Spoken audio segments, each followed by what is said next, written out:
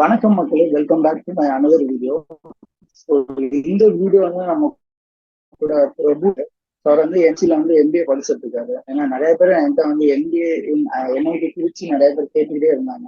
So அதை எப்படி select பண்றது, அங்க வந்து எம்பிஏ எப்படி எல்லாம் சொல்லி தராங்கன்னு சொல்லி நிறைய பேர் எனக்கு வந்து டெக்ஸ்ட் பண்ணிட்டு இருந்தாங்க. ஸோ ஃபைனலா வந்து அவங்களுக்காண்டி தான் இந்த வீடியோ இருக்க போகுது.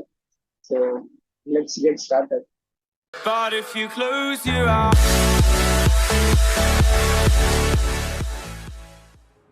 ஸோ ஹாய் ப்ரோ, பிரபு ப்ரோ, எப்படி இருக்கீங்க? நல்லா இருக்கேன் ப்ரோ. நீங்க எப்படி இருக்கீங்க? நானும் நல்லா இருக்கேன் ப்ரோ. ப்ரோ சொல்லுங்க உங்களை பத்தி ஓகே என்னோட நேம் வந்து ஐஎம் திருச்சியில எப்படி இருக்குன்னு கேட்குறாங்க. திருச்சி நல்லா தான் ப்ரோ இருக்கு, நல்லா சூப்பரா போயிட்டு இருக்கு எங்களுக்கு. ஓகே ப்ரோ, என்னோட நேம் பிரபு. என்னோட நேட்டிவ் வந்து ஆம்பூர் ப்ரோ. ஸ்கூல் படிச்சது எல்லாமே ஆம்பூர் தான். அப்புறம் என்னோட காலேஜ் வந்து வெண்டூர்ல படித்தேன், தந்தை Periyar government institute of technology, government college. So நான் 2020 பாஸ் அவுட். அதுக்கப்புறமா லாக்டவுன்ல இருந்ததுனால லாக்டவுன்ல 1 இயர் வீட்டில் தான் இருந்தேன். ஃபர்ஸ்ட் அட்டெம்ப்ட் வந்து நான் 2020 கொடுத்தேன்.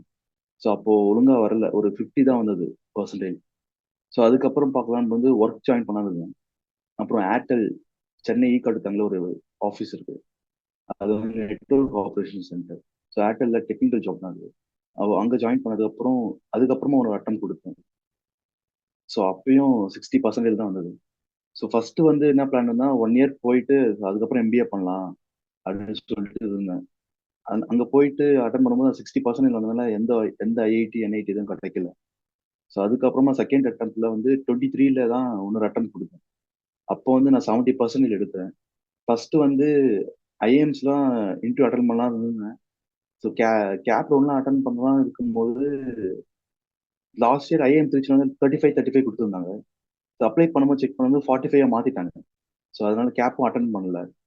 அதுக்கப்புறம் ஐஐடிஸ்லாம் அட்டன் பண்ணலாம் சொல்லும்போது ஐஐடி மெட்ராஸ், கரக்பூர், கான்பூர், ரூர்க்கி, ஸோ எல்லாத்துக்கும் அப்ளை பண்ணேன். ஸோ சேஃபா இருக்குன்னு சொல்லிட்டு என்ஐடி திருச்சி அப்ளை பண்ணேன். அப்புறம் இன்டர்வியூஸ்லாம் எல்லாமே அட்டன் பண்ணேன். மெட்ராஸும் அட்டன் பண்ணேன், ரூர்க்கி, கரக்பூர், கான்பூர் எல்லாமே அட்டன் பண்ணேன். ரிசல்ட்டும் வந்தது, எல்லாமே வெயிட்டிங் லிஸ்ட்ல இருந்தது. ஸோ ஐஐடி கரக்பூர் மட்டும் தான் 117 இருந்தது, அதாவது கம்மி waiting list. So last year வந்து 96 வரையும் கன்ஃபர்மேஷன் இருந்தது, சீட் கன்வெர்ட் ஆகிட்டு இருந்தாங்க. ஸோ நான் 117 இருக்கனால சரி இந்த வருஷம் வெயிட் பண்ணலாம் அப்படின்னு சொல்லிட்டு வெயிட் பண்ணிட்டு இருந்தேன். அதே மாதிரி என்ஐடி திருச்சியும் இன்டர்வியூஸ்லாம் வந்தது, அதில் ஃபர்ஸ்ட் ரவுண்ட்லேயே செலக்ட் ஆகிட்டேன் நான், என்ஐடி திருச்சி. ஸோ ஐஐடி கரக்பூரா வெயிட் பண்ணிட்டு இருக்கும்போது அதுவும் கிடைக்கல. ஸோ கடைசியா எது போகலான்னு போது என்ஐடி திருச்சி ஜாயின் பண்ணலாம். ஸோ அப்புறம் என்ஐடி திருச்சி பத்தி பார்த்தேன். இது வந்து 45th பேட்ச் கம்ப்ளீட் பண்ணிட்டு நான் தான் 46th batch. So private college போயிட்டு சேர்றதுக்கு நம்ம என்ஐடி ப்ரிஃபர் பண்ணலாம், ஏன்னா ஐஐடி நெக்ஸ்ட் என்ஐடி தான். ஸோ அங்கே நல்லா இருக்கும்னு சொல்லிட்டு என்னோட ஃப்ரெண்டோட ஃப்ரெண்ட் அங்கே படிச்சாரு, 24 பேட்ச், அவர்கிட்ட காண்டாக்ட் பண்ணேன். ஸோ பிளேஸ்மெண்ட்ஸும் நல்லா இருக்கு. லாஸ்ட் இயர் வந்து ஹையஸ்ட் வந்து 15 எல்பிஏ, ஆவரேஜும் 10 சொன்னாரு. ஸோ அவர்கிட்ட பேசிட்டு என்ஐடி பத்தி ஃபுல்லா கேட்டுட்டு அதுக்கப்புறமா என்ஐடி திருச்சி ஜாயின் பண்ணலாம் சொல்லிட்டு ஜாயின் பண்ணியாச்சு.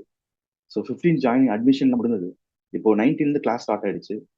ஸோ இப்போ நான் என்ஐடி ஃபர்ஸ்ட் இயர்ல ஜாயின் பண்ணியாச்சு. உங்களுக்கு எவ்வளவு 10th 12th எவ்வளவு பர்சன்டேஜ் வச்சிருக்கீங்க 10th 12th இன்ஜிலாம்? Okay bro, 10th வந்து நான் 95%, 12th வந்து 85%. ஸோ இன்ஜினியரிங் கம்மியாயிடுச்சு, 68%, 6.8 சிஜிபி. ஸோ ஒர்க் எக்ஸ் வந்து 2 இயர்ஸ் இருக்கு. ஸோ அவ்வளோதான். சரி, அப்போ முதல்ல அந்த என்ஐடி திருச்சிக்கு என்ன செலெக்ஷன் கிரைட்டீரியாலாம் என்ன இருக்கு? ஐ மீன் மினிமம் எவ்வளவு பர்சன்டேஜ் எடுக்கணும், அப்புறம் என்ன மாதிரி ப்ரொஃபைல் வச்சிருந்தா என்ஐடி திருச்சிக்கு அட்மிஷன் கொடுக்குறாங்க? ப்ரோ ஃபர்ஸ்ட் வந்து நான் 70% எடுத்தேன். அப்ளை பண்ணலான்னு பண்ணும்போது கொஞ்சம் டவுட்டாக தான் இருந்தது, கிடைக்குமா கிடைக்காதான்னு சொல்லிட்டு. சார் இன்டர்வியூலாம் அட்டன் பண்ணலாம்னு சொல்லிட்டு அப்ளை பண்ண இன்டர்வியூ வந்தது. ஸோ அப்புறம் ஜாயின் பண்ணும்போது அங்கே போய் பார்த்தது தெரியுது, நிறைய ஃப்ரெஷர்ஸ் இருந்தாங்க. எக்ஸ்பீரியன்ஸ் பர்சன் வந்து மொத்த பேட்ச் சைஸ் வந்து 105. ஸோ அதில் எக்ஸ்பீரியன்ஸ்னு பார்த்தோம்னா ஒரு 30 to 40 தான் இருப்பாங்க. அதே மாதிரி பர்சன்டேஜும் என்னோட கம்மியாக இருந்தாங்க. ஸோ 70ன்றது ஓகே தான் ப்ரோ. ஸோ இதுக்கு அப்ளிகேஷன் ஃபீஸ்னா எவ்வளோ இருக்கும் என்ஐடி திருச்சி? ஐ மீன் கேட் ஸ்கோர் வந்த பிறகு அவங்க வந்து எப்போ அப்ளிகேஷன் ஃபார்ம் ஓப்பன் பண்ணுவாங்க என்ஐடி திருச்சி? ப்ரோ அவங்க பிப்ரவரி ஓப்பன் பண்ணாங்க. ஸோ சரி. பிப்ரவரிலேருந்து நிறைய டைம் இருந்தது. டைம் கொடுத்துருந்தாங்க, 1 மந்த் கொடுத்துருந்தாங்க, மார்ச் 16 வரைக்கும் கொடுத்துருந்தாங்க. ஸோ நான் ஃபர்ஸ்ட் அப்ளை பண்ணிட்டேன். ஃபீஸ் பார்த்தீங்கன்னா 1015 நினைக்கிறேன். அந்த ஃபார்ம் அப்புறம் ஃபீஸ். அப்ளை பண்ணிட்டு ரொம்ப இன்டர்வியூ வந்து ரொம்ப லேட் ஆச்சு ப்ரோ. இன்டர்வியூ வந்து மற்ற கேப்லாம் முடிஞ்சு அப்புறம் ஐஐடிஸ்லாம் முடிஞ்சு லாஸ்ட்டாக தான் ஏப்ரல் மந்த் லாஸ்ட்ல தான் இன்டர்வியூ கூப்பிட்டுருந்தாங்க. ரொம்ப லேட்டாக கூப்பிட்டுருந்தாங்க. ஸோ இன்டர்வியூ முடிஞ்சுமே ரிசல்ட் வந்து ரொம்ப லேட்டாக தான் வந்தது. அப்புறம் ஜாயினிங் பார்த்தீங்கன்னா இந்த மந்த் ஜூலை 15 தான் ஜாயினிங். மற்ற ஐஐடி ஐஐஎம்லாம் கிளாஸ்லாம் ஸ்டார்ட் பண்ணிட்டாங்க. ஸோ இதுக்கப்புறம் தான் நான் ஜாயின் பண்ணதுக்கு அப்புறமே ரவுண்ட் ஃபைவ் வரையும் போச்சு. ரவுண்ட் ஃபைவ்லயும் ஒரு 10 மெம்பர்ஸ் வந்திருந்தாங்க. ஸோ அவங்க எல்லாமே இந்த இந்த வீக் எண்ட் 19ல தான் ஜாயின் பண்ணாங்க. ஆனா ப்ராசஸ் எல்லாமே லேட்டாக தான் ப்ரோ போச்சு மற்ற கம்பேர் பண்ணும்போது. சரி சரி. அப்புறம் என்ஐடி திருச்சி ஃபீஸ் எல்லாம் எவ்வளவு இருக்கும் எம்பிஏ ஃபீஸ்? ப்ரோ ஜென்ரல் பார்த்தீங்கன்னா 5 லேக்ஸ் ஆகுது. கேட்டகரி ஸ்டூடெண்ட்ஸ் பார்த்தீங்கன்னா 3 லேக்ஸ் ஆகுது. இன்க்ளூடிங் ஹாஸ்டல் எல்லாமே சேர்த்தா? Okay okay. வேற கோச்சிங் ஸ்டைல்லாம் எப்படி இருக்கு? ஏன்னா நீ இப்பதான் ஸ்டார்ட் பண்ணனால சீனியர்ஸ் எதுவும் ஆமா, கேட்டீங்களா? லைக் என்னது எம்ஐடி திருச்சியில சீனியர்ஸ் என்ன கிட்ட மாதிரி சொல்லி என்னோட தருவாங்க, கிளாஸஸ் வந்து 2 days. என்னென்ன ஓகே ஆப்பர்ச்சுனிட்டிஸ் ஓகே. எல்லாம் இருக்கு? ம். இப்போ கிளாஸஸ் வந்து 2 days தான் இருக்கு. கான்வெகேஷன்லாம் முடிஞ்சு 2 days 2 நாள் தான் போயிருக்கு. ஸோ சீனியர்ஸ் கிட்ட பேசுறதுக்கு ம். எல்லாமே ஓகே தான், நல்லா இருக்கும்னாங்க. ஸோ பிளேஸ்மெண்ட் வந்து லாஸ்ட் இயர் கம்பேர் பண்ணீங்கன்னா லாஸ்ட் இயர் மட்டும் கொஞ்சம் கம்மியா இருந்தது. ஸோ 23 பேட்சுக்கு எல்லாமே 100% பிளேஸ்மெண்ட் இருந்தாலும் லாஸ்ட் இயர் மட்டும் கொஞ்சம் 95 96 அந்த மாதிரி தான் பிளேஸ் ஆயிருந்தாங்க. மொத்த டோட்டல் ஸ்ட்ரென்த்ல 95 தான் பிளேஸ் ஆயிருந்தாங்கன்னு சொன்னாங்க. ஸோ இந்த தடவை நல்லா இருக்கும்னு நானும் நம்புறேன். ஸோ கிளாஸஸ்லாம் நல்லா இருக்கும் நாங்க. அப்புறம் நிறைய ம். உள்ள கிளப்ஸ் ஆக்டிவிட்டிஸ்லாம் இருக்கும். அப்புறம் இசெல் இருக்குது, இன்குபேஷன் நல்லா இருக்குனாங்க. ஸோ ம். பிரகயான்னு சொல்லிட்டு ஒரு ப்ரோக்ராம்ஸ் இருக்கு, அதில் கண்டக்ட் பண்ணாங்க அப்படின்னு சொன்னாங்க. ஸோ ஓகே தான் ப்ரோ, ஜாயின் பண்ணலாம். சரி சரி. ஆஹ் நீங்க எம்பிஏ சூஸ் பண்ணீங்க, லைக் எம்பிஏ எதுக்காண்டி சூஸ் பண்ணீங்க?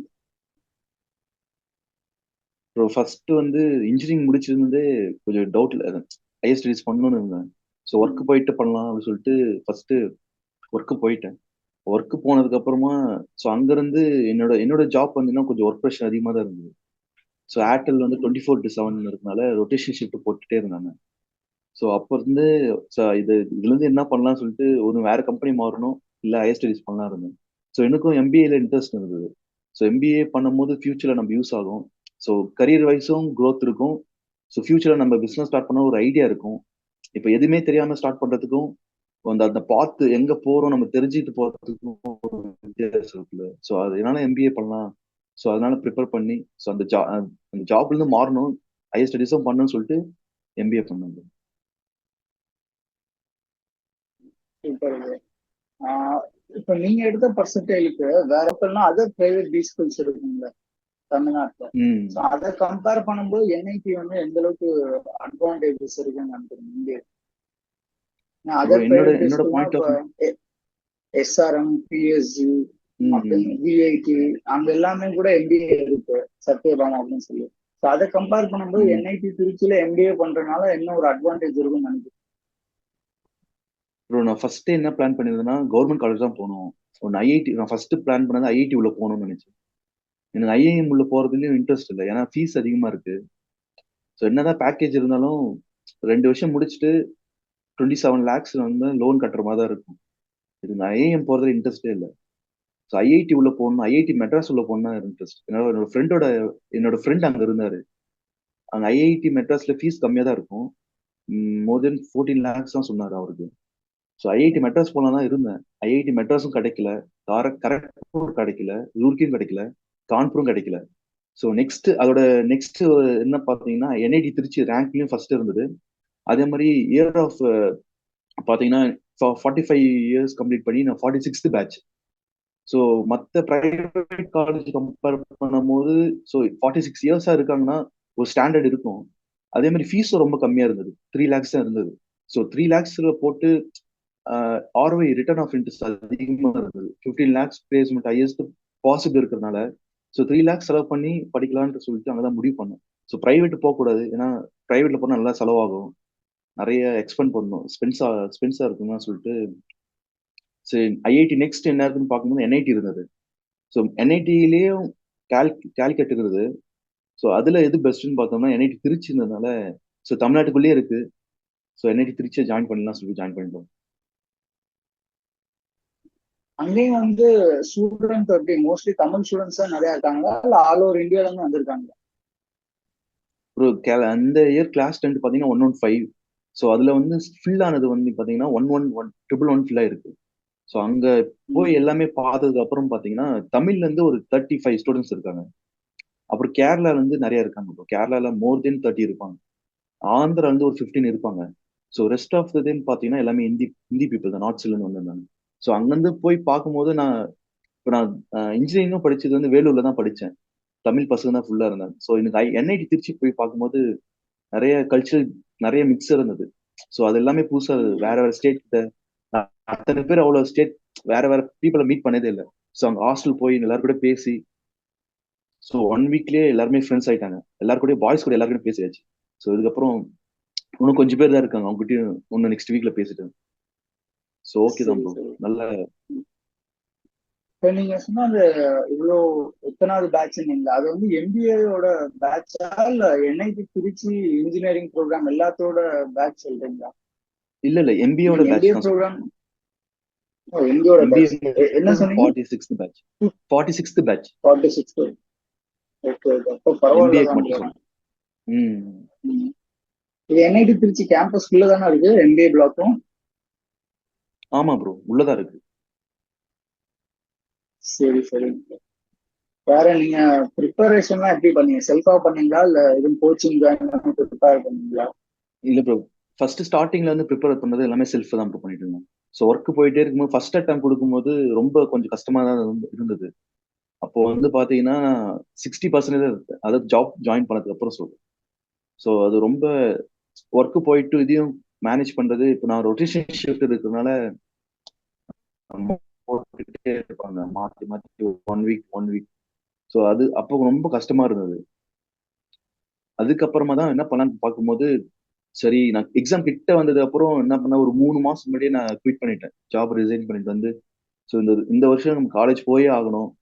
ஸோ அதனால ஜாப் என்ன பண்ணலாம்னு முடிவு பண்ணும் போது நம்ம வீட்லயே உட்காந்து படிக்கலாம், எக்ஸாம் கான்சென்ட்ரேட் பண்ணலாம்னு சொல்லிட்டு ஒரு 3 மாசம் மட்டும் வீட்ல உட்காந்து படிச்சேன் bro. எக்ஸாம்ஸ்லாம் அப்பதான் கொஞ்சம், அதுக்கப்புறம் எக்ஸாம் கிளியர் பண்ணி இப்போ என்ஐடி வந்தாச்சு.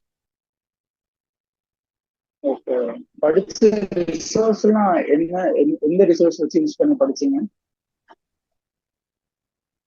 ப்ரோ அப்புறம் எக்ஸாம் நான் ப்ரிப்பேர் புக்ஸ்ல பண்ணீங்க? வாங்கினேன், இந்த கேட் அருண் சர்மா புக்ஸ் வாங்கினேன். ஸோ அப்புறம் யூடியூப்ல பார்த்துட்டு தான் மார்க் டெஸ்ட் மட்டும் எந்தெந்த தனியா சேனல் வாங்கினேன். எந்தெந்த சேனல் ப்ரிஃபர் பண்ணீங்க? யூடியூப்ல எந்தெந்த சேனல் பார்த்தீங்க? நான் வந்து பைஜூஸ் பார்ப்பேன், பைஜூஸ் ரெகுலரா பார்த்துட்டு இருந்தேன். அப்புறம் 2AM பார்த்துட்டு இருந்தேன். அப்புறம் கேக் ட்ராக் 2, ஓகே. அந்த லாங் லென்த் வீடியோ இருக்கலாம் அதெல்லாம் பார்த்துட்டு இருந்தேன். அப்புறம் சரி டெஸ்ட் சரி. சீரிஸ் மட்டும் தனியா நீங்க மட்டும் வாங்கினேன்.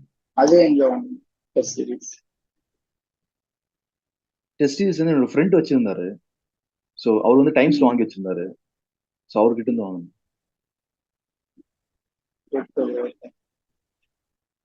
வேற வேற ஏதாவது நீங்க ஏதாவது ஷேர் பண்ண நினைக்கிறீங்களா? ப்ரோ அப்புறம் நான் உங்களை வந்து ஒரு 1 இயரா ஃபாலோ பண்ணிட்டு இருக்கேன் யூடியூப்ல. தமிழ்ல யாருமே இல்ல. ஒன்னியரா? தமிழ்ல பார்க்கும்போது நீங்க நிறைய இன்டர்வியூஸ்லாம் போட்டிருக்கீங்க. ஸ்டார்டிங்ல நான் உங்களை ஃபாலோ ஆ பண்றேன். ஆ. அப்புறமா ரொம்ப நீங்க தேங்க்ஸ் ப்ரோ. எம்பிஏ கன்வெர்ட் ஆன ஐஏஎம் கன்வெர்ட் ஆனவங்கிட்ட எல்லாம் நிறைய இன்டர்வியூ எடுத்திருக்கீங்களா? ஸோ அதெல்லாம் பார்ப்பேன் ஆமா bro. ஆமா. அதெல்லாம் யூஸ்ஃபுல்லா தான் இருக்கு.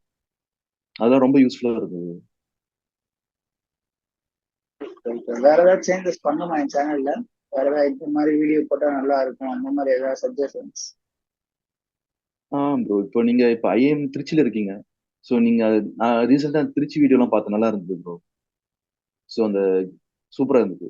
அந்த அந்த கேம்ஸ்ல இருந்து போட்டிருந்தீங்களே, ஸோ அதெல்லாம் நல்லா இருந்தது. ஸோ ஆமா. நீங்க ரெகுலரா போடுங்க ப்ரோ, அதே நல்லா தான் இருக்கு. ஐஏஎம் திருச்சிக்குள்ளேயே உங்களோட ஃப்ரெண்ட்ஸ்லாம் இருப்பாங்களே, திருச்சி ஃப்ரெண்ட்ஸ் ஆ. ஐஏஎம் திருச்சியில ம், உள்ள ம். இருப்பாங்களே, அவங்களுக்கு இன்னும் நிறைய வீடியோ போடுங்க, அவங்களாம் எப்படி வந்தாங்க போடுங்க. கண்டிப்பா bro. அதான் அதெல்லாம் போடதான் பிளான் பண்ணியிருந்தேன். ஆனா அடுத்தது நிறையா இருக்கு. எக்ஸாம் இப்போ குவிஸும் போயிட்டு இருக்கு. ம் ஸோ அதுக்கப்புறம் இன்னொரு ம் 10 daysல மிட் டேர்மும் ஸ்டார்ட் ஆகுதா. அதனால ஒரு ம் சைடு அகாடமிக்காவும் பார்த்துட்டு இருக்கோம், இன்னொரு சைடு கேஸ் ஃபார்ம் அந்த மாதிரி ஈவெண்ட்ஸுமே வந்துட்டு இருக்கு. அதனால வந்து ம் மோஸ்டா அதை டேக்கிள் பண்றதுக்கே டைம் சரியா போகுது. நான் பண்ணணும் அப்போ, அதான் அட்லீஸ்ட் ஒரு வீக்லி ஒன்ஸ் ஆச்சு. பிளஸ் இங்க ம் காலேஜ்லயும் நிறைய ஈவெண்ட்ஸ் போயிட்டு இருக்கு. ஆனா மோஸ்டா நான் அதையும் வந்து கவர் பண்ணி, ஸோ காலேஜோட ம் ஐஎம் திருச்சியோட டெட்எக்ஸ் ஈவெண்ட் இப்போ வந்துச்சு, அதுக்கு ஒரு சின்ன ரீல் ஓகே. பண்ணேன். அதுக்கப்புறம் இப்போ புதுசா கிரிக்கெட் கிரவுண்ட் ஒன்று ஓப்பன் பண்ணாங்க ஐஎம் திருச்சியில. இந்த மாதிரி அவங்களுக்கு சின்ன சின்ன வீடியோஸ்லாம் எடுத்து அவங்களோட அஃபிஷியல் வெப்சைட்ல, அஃபிஷியல் இன்ஸ்டாகிராம் ஹேண்டில்ஸ் எல்லாம் ஷேர் பண்ணிட்டு இருக்கேன். நான் இங்க வந்து மீடியா அண்ட் ரிலேஷன்ஷிப் கிளப்னு சொல்லி ஒரு கமிட்டி இருக்கு, எம்ஆர்சின்னு சொல்லி. ஸோ மோஸ்டா நான் வந்து அதுல போனேன் அப்படின்றதுக்காண்டி பிளான் பண்ணிருக்கேன். அதனாலதான் சரி கொஞ்சம் காலேஜுக்கும் எடுத்து கொடுப்போம் அப்படின்னு. ம் இருக்கு, நிறைய இது இருக்கு பண்றதுக்கு, நம்ம தான் கரெக்டா டைம் மேனேஜ் பண்ணி பண்ணணும். சரி bro, அங்க ஐஎம் திருச்சியில ஏதாவது ஈவெண்ட் தான் சொல்லுங்க, நானும் பார்ட்டிசிபேட் பண்ணுறேன். ஆமா கண்டிப்பா. இப்போதைக்கு வந்து எதுவும் ஸ்டார்ட் பண்ணல. ஏன்னா மோஸ்டா வந்து செப்டம்பர், இப்போ நவம்பருக்கு அப்புறம் தான் எல்லாமே ஸ்டார்ட் ஆகும் போல. ஈவெண்ட்ஸ் ஒரு நல்ல கல்ச்சுரல் ஈவெண்ட் வந்து ஃபேஸ் கவுண்ட் இந்த மாதிரி நிறைய ஈவெண்ட்ஸ் வந்து மோஸ்ட் அக்டோபர் நவம்பர்ல தான் ஸ்டார்ட் ஆகுது. பிப்ரவரி மந்த் எல்லாம் நெக்ஸ்ட் இயர் ஏகப்பட்ட ஈவெண்ட் இருக்கு.